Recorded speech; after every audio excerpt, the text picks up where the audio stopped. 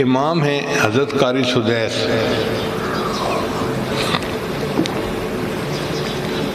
قراء حضرات تو ان کے اوپر عاشق ہوتے ہیں، اور اللہ نے اب ان کو اور عزت دی، وہ دونوں حرم کے امام بن گئے، یعنی حرم مکہ کے اماموں کے بھی سینئر وہی ہیں اور حرم مدینہ کے اماموں کے بھی سینئر وہی ہیں۔ اللہ نے شان دی ہے، مکہ جاتے ہیں تو اس مسجد میں نماز کی امامت کرتے ہیں، مدینہ جاتے ہیں تو مسجد نبوی میں امامت کرتے ہیں۔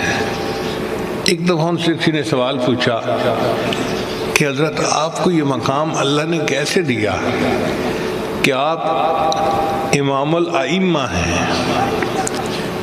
تو قاری سدیس صاحب نے یہ واقعہ خود بیان کیا، فرمانے لگے کہ میں بچپن میں بہت شرارتی تھا، اور شرارتیں کر کر کے میں نے اپنے ماں باپ کے ناک میں دم کر دیا تھا۔ میری ماں مجھ سے بہت تنگ ہوتی تھی، مگر میرے لیے دعائیں کرتی رہتی تھی۔ ایک دن گھر کے اندر مہمان آئے تو میری والدہ نے ان کے لیے دال چاول بنائے۔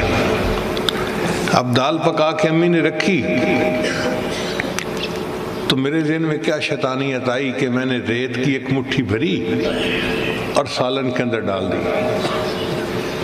دیکھنے میں تو کسی کو پتہ نہ چلا۔ جب مہمان کھانے بیٹھے تو ان کو پتہ چلا کہ جی سالن کے اندر ریت ملی ہوئی ہے، سالن کھانے کے قابل ہی نہیں ہے۔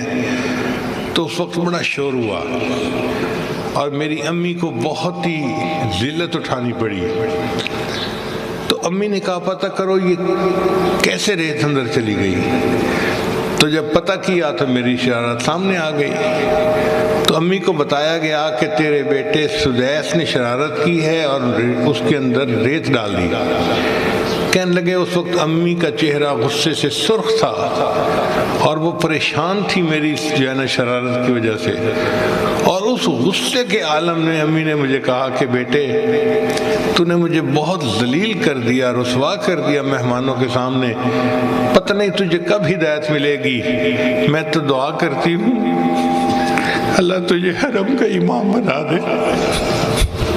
اس غصے کے عالم میں جو ماں نے یہ کہا کہ میں تو دعا کرتی ہوں اللہ تجھے حرم کا امام بنا دے، اللہ نے اس کو قبول کر لیا اور آج میں دونوں حرم کا امام ہوں۔ تو اولاد کی تربیت کے بارے میں یہ بہت اہم بات ہے کہ ماں باپ جیسے بھی ہیں، کلمہ گو تو ہے نا، وہ دعائیں کریں۔